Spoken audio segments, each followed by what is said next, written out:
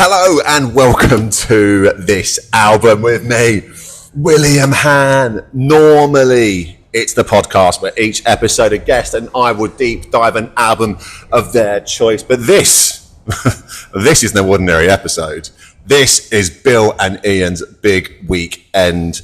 We're in the thick of it. We are currently on a sweltering hot side street in Berlin, drinking a gorgeous drop of Berliner Kindle.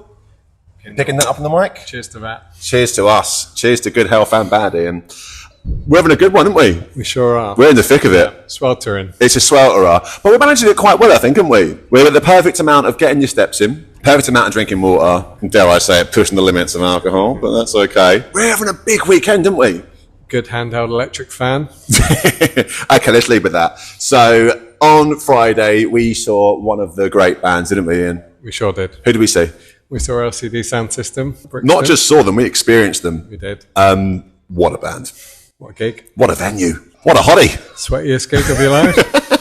It's got to be up there. That was about as hot as I've ever been. And I was prepared, right? So what I did, I brought an empty bottle with me with the intention of staying cool and hydrated throughout. That got confiscated before I got through the door. Not ideal. But I had a plan B. I brought what can only be described as an electric fan. And sure enough, as any, not just sibling, as any friend of mine should do, they quite rightfully took the piss out of me for being a little electric fan. Oh, Bill's cooling down of his little personal air conditioning units. You cleared the space around. I cleared the space. Quickly. And pretty quickly, eyebrows were raised, eyeballs went upwards, and all my friends quite rightly took the piss out of me. You were quite supportive, actually, Ian. I've always got your back. When I say supportive, I mean not being a cunt. Did it work? Did they call me down? Yep. Well, it's lovely to see you. And no, I mean, it was a temporary fix to a long-term problem. I mean, genuinely, that was the hottest gig I've ever been to. Worth it? Very much so. One of the best LCD gigs. One of the best? I think so. What made it so good for you? For me anyway. Everything. Kind of spot on. Sound, vibe, crowd. Yeah. It was quite noticeable the lack of iPhones that were out. Completely. Yeah. Like, I think a couple of people taking pictures at not the normal moment. Exactly, not during songs. Just, you know, between songs. Why on earth, how on earth, anyone can get their phone out during All My Friends? Yeah. That's an arm around friends moment. Yeah. But I don't know if you noticed, actually, a few people got on shoulders and stuff during the show, which takes some fucking bottle in a sort of sweatbox like that. It was youngsters. Yeah. I mean, LCD Soundsystem, no doubt about it. I think most of their fans are 40-year-old IT people and accountants, aren't they, letting loose for one night? There's young people there, it felt like. Yeah. And most of them were on shoulders. It was really good to see. No, incredible gig. Really good. You seen them a few times before? With yourself, mainly. Tell me more. Yeah, when was the last time? Glastonbury, last summer. What a night. Sunny day. That was a kind of perfect mid-afternoon gig. And actually, that's actually a huge shout-out to Lulu, who captured a great moment where, like, it wasn't planned, but during the end of All My Friends, for some reason, my legs just got lifted up and I was on a little mini crowd surf. You captured that moment. It was really cool. Role reversal. It's normally you lifting people on your shoulders. A little bit of give, a little bit of take. But it was class, man. That was a really beautiful night, wasn't it? Yeah. Like, big gang of us, fairly stuck in, fairly close to the front. Yeah, brilliant. And before that it was Brixton again, wasn't it? The usual summer before. Residency. And All Point Seats as well last year. We've done a lot of LCD, haven't we? Yeah. You was there at Primavera as well, right? Yep. The list is getting longer and longer, isn't it? I've forgotten about. Fucking hell. What a band. And I remember saying afterwards, like, I don't know if it's you or Jack, I said, like, I can hear those songs every couple of months and it's absolutely fine with me. Yeah. As much as I want them to bring new material out, I will never tire of hearing Knock Yourself Clean. I will never tire of hearing All My Friends. And they've got like 4 very long albums, a whole bunch of EP tracks.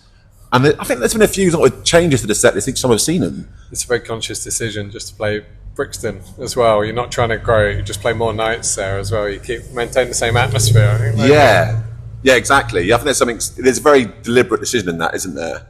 Like, we could try and do a bigger venue. We could maybe they could do the arenas, couldn't they? They could do a Wembley, they could do an O2, and very much chosen not to. Brixton, how many people's that? It's 5,000 a night, isn't it? Yeah. You a numbers guy? You do the maths.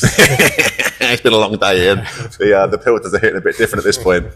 But I think, like, I'm trying to think of the example of someone's done a similar thing. The XX done a similar thing, didn't they, a couple of years back?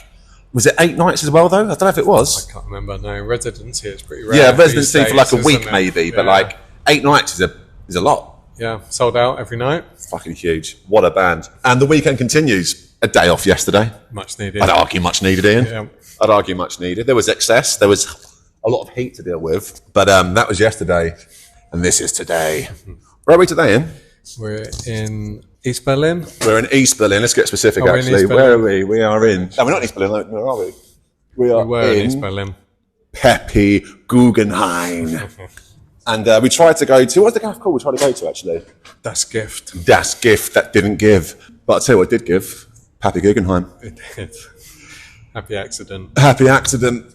And it's been a great day. There's been numerous pints in places of... I don't know, how would you even describe them? Like, it's a real mix of venues we've been Been to, in car haven't we? parks, we've been on rooftops, we've Literally. been on riverfronts. We've It's been- had it all, man. This may be a very hot take. But Berlin, what a city. What a city. Heard it here first. You heard it here first, guys. Really up and coming, burgeoning city of culture, Berlin. Genuinely, it's what time is it now? About 6 o'clock now? 6:40. Getting on a bit, actually. It's been fucking class so far, hasn't it? Yeah, really good. Really Yeah, good stuff. But we've got a big fish to fry tonight, haven't we? We sure do. How big fish? We're off to see the Maccabees. Fuck it, I'll say that again. Off to see the Maccabees. First Didn't they split up? official gig on the tour. Second, First official. technically the second gig. Well, I'd say the first attempt to make profit. Yeah. Played on Friday night for a charity show for the MS Society. Shout out to them, by the way. Yeah, that was a very limited ticket situation, wasn't it? It was a few competition winners, and I think mostly friends and family, if I was a betting man. Yeah. Could I have gotten in? Maybe. But I had LCD Soundsystem on the Friday, and this was already locked in by the time that's announced. So I figured, we'll stick to the plan, it's fine. But we're out here, about to see one of the great bands. Imminent. Within an hour. Within 60-ish minutes, we'll be watching an era-defining band, I think, really. I think so. And I'll ask you a big question, Ian. What makes the Maccabees so special?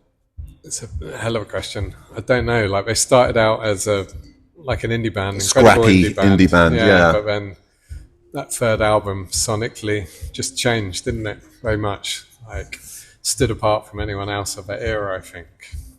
Yeah, I think like it was a progression each album, but I think we were talking earlier on the flight, weren't we? The third album is definitely the best and most consistent of the albums. But I think even from the early, from the off, it was like they're very what's the word? Like positive masculinity. Yeah. Like it's nice men that are like unintimidating and cool and likable. Always very different from your indie bands of that time. The Pigeon Detectives are given a different vibe, weren't Yeah, they? very much. They've been a bit of a hunchback in this podcast. They really have. The Pigeon Detectives. Sorry, lads, if you're listening. Get them on. Get them on. I fucking play any chance of that. I've slagged them off pretty much every episode.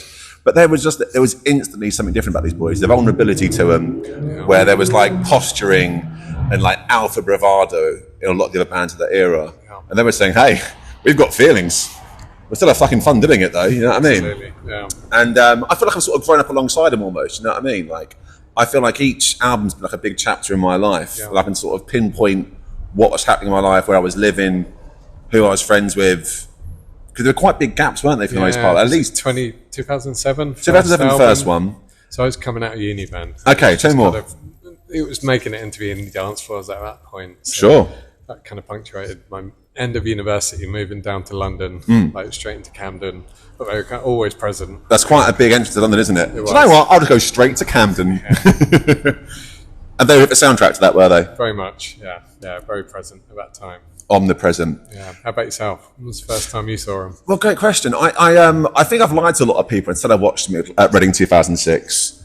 I didn't. I missed them. I think they opened the stage, if I'm not mistaken, the Small Carlin stage in 2006. That day was stacked, though. It was like, in that same stage, that same day, you had Good Shoes, Larrikin Love, Lethal Bizzle. Who else was there? I can't remember. It was a really, really stacked day. And the Maccabees are part of that day. And I definitely lied to people. Yeah, I was at that show, didn't I? I wasn't. I think the first time I saw the Maccabees was a year later. First Sex Pistols show. Yeah, exactly. The Lesser Free Trade Hall in Manchester. That was 25 people in it, there. but 5,000 people that claimed to be there. Yeah, exactly. But no, I think for me, the first time I saw them was at Reading 07 on the NME stage. And it was class, man. Like, they were like a band that sort of I built my personality around to an extent. I remember like, even a girl at at college in 2006, she called me Billy Maccabee, which I really liked. Yeah, I mean, embrace that. I know, exactly, I'm going to embrace that an awful lot. And Haven't stopped doing that since 19 years fucking later. Still Billy Maccabee. How many gigs in that time, do you think? Yeah, that's a good question, actually. I've pretty sure the maths beforehand, but like, it's got to be verging on 20, I think. It's got to be verging on 20. How's that compare? What's your most seen artist? Yeah, good question. Good follow-up question. I'd say, well, Bombay Bicycle Club, I've done the maths of that recently. It's on a podcast on Bombay Bicycle Club. I'd watched them 19 times. I watched them for the 20th time this summer, supporting the Maccabees. Arctic Monkeys I've seen over 20 times. I've seen Miles Kane in his various guises. Pretty tight at the top then. Everyone's about 20. Pretty tight, 20 yeah, gigs. it's pretty tight at the top, I'd say. But like, Who can pull ahead there? I'll tell you what, Pete Doherty in various guises. Yeah, if he was to mix up his various shapes and forms, yeah, that's well over 20 times, I'd say. Yeah. But that's different bands, different ilks. Not always official gigs. Very unofficial. I mean, the lack of attendance is some of them even. You know what I mean? We're counting them. But yeah, I mean, you're looking at around the 20 mark, I think. I'll fact check that and get back to it. And all time well spent in all honesty. So I guess it's a huge shout out to Tom Clues. He managed to get me quite a bit of guest list on that last tour, which definitely bumped up the average, I think, for that band. This is the Maccabees? The Maccabees, yeah. There's a few away shows like Bristol, Liverpool, places that wouldn't have gone to see him otherwise were it not for the gift of the guestie. The G of the G. Shout out, please. Tommy C, if you're listening. But this is huge. So the Maccabees coming back, what did it mean to you? Did you see it coming? Would you have ever thought this was going to happen this day? No, not at all. Big surprise. But yeah, All Points East is obviously the big one, but I'm going to Rock on Sen that weekend. So yeah. Not that big. Jumped at this opportunity though. Yeah. Yeah. Well, this is the thing. Yeah, exactly. First gig of the tour. I think it was quite lucky. Well, I'm not mentioning that story actually about the flight prices. We won't mention that. It's a price worth paying. But what I will say is this is only the start of it, isn't it, really? Like, it feels like a big momentous occasion, but this is the huge second chapter in their career. It's only the start of seeing them again. So I'm going to see them tonight. I'm going to see them, hopefully, in Manchester. I'm going to see them in Glastonbury next week on the fucking Park stage. I'm going to see them at All Points East. That 20's looking pretty hefty, isn't it, now? Front runner. There's a few digits on the other side of that now doing a bit of work. And, yeah, couldn't be happier, really. Fuck me, they're back, man. They're back. What's your favourite Maccabee song? I don't know. As an album, third album for me, but first album, kind of, it's indie dance floors, isn't it? Songs off of that. So a lot of good memories made on dance floors for them. Very much so. So as a body of work, third album, but there's a number on the first couple, isn't there? Yeah, I think for me personally, I think Pelican's their best song. Yeah. But I've got a special attachment to Precious Time because when friend of the pod, Jack Hearn, always gets his mention, he got married, didn't he? He did. He got married to a dear friend of ours. He did, yeah. Kira. They had a really good covers band that night. Played their wedding. It was me. And we covered all the indie bangers. You're talking your Reptilias. You're talking your Smiths. You're talking Precious Time by the Maccabees, aren't you? So me and two of my best friends, and that covers band for the night, we covered that song and sort of got into the bones of it and spent fucking, countless hours learning that song. How long's a rehearsal for something like that?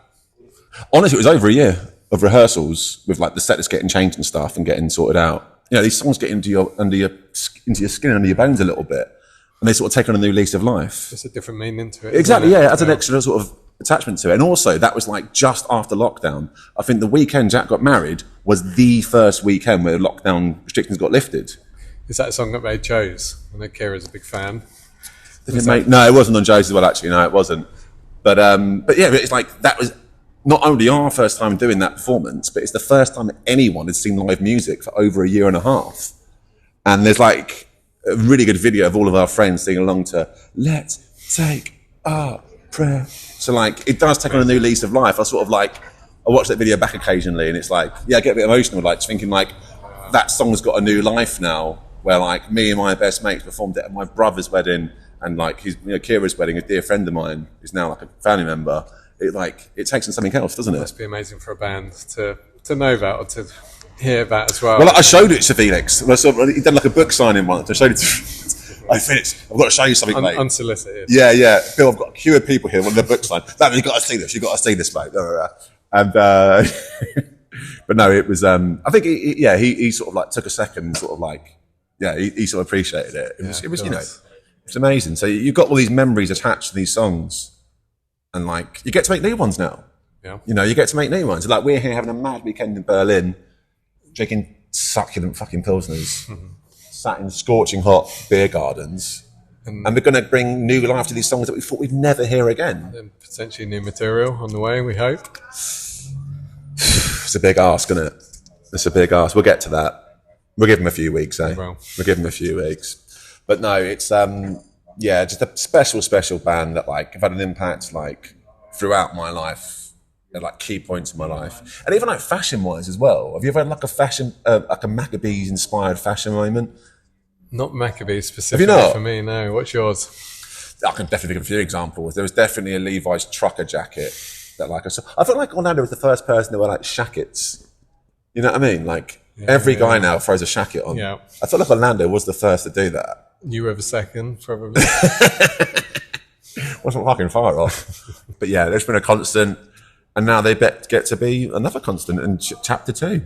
Here we go. Yeah. The Maccabees. Here we go. Shall we Are we getting in now? Shall we go and watch the fucking Maccabees, shall we? Let's fucking watch the Maccabees. Nice one, Ian.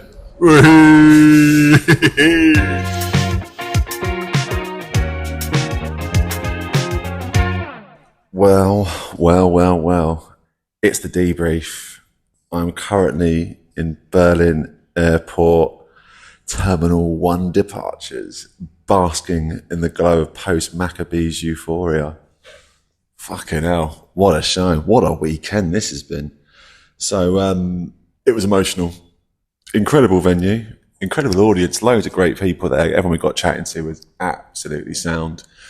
And the show was phenomenal. The band sounded incredibly tight and well rehearsed. Well, actually, that's not actually true. At one point, Orlando completely forgot the lyrics, the second verse of a song. Not that it ruined the show. If anything, it added a bit of humanity to it. But what an unbelievable experience. I never dreamed I would see the Maccabees again. And there they were, on stage in all their glory, all looking the business, sounding phenomenal. Opening with Latchmere. Set list was pretty flawless, I'd say. Quite a few, leaned quite heavily on the first album. And very emotional moments. There was at least 3 points where I cried my eyes out. Annoyingly, during Precious Time, Hugo spotted me in the audience while I was crying my fucking eyes out. So that was pretty embarrassing. Great for him, I'm sure, but fucking humiliating for 6'5" me, standing out, quite clearly crying during Precious Time. But it was unbelievable, man. Cannot believe what a great time I has, and just unbelievably grateful that the Maccabees exist again and that I get to watch one of my favourite bands. And this is just the beginning of it, you know. This is like the first show back. Get to do it all over again on Sunday at Glastonbury. Yes, please. And I get to do it again indefinitely. The Maccabees are back. There's no telling how often I get to see this band again. I feel so privileged and lucky. Had a class time, man. Not a particularly hot take, but Berlin is a quality city.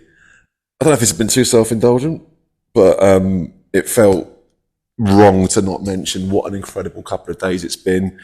LCD Soundsystem on Friday, Maccabees on the Sunday, Glastonbury on the Wednesday. I don't know how, did it all get any serotonin going spare? I could fucking do with some, I tell you. I should probably add as well, Ian and I haven't fallen out at all. We're just catching different flights at different times, and that is why he is not on the debrief. It's not because we've had a falling out, I promise you. German Pilsners did not get in the way of our friendship. Well, I've been William Hann, and this has been a very different version of this album.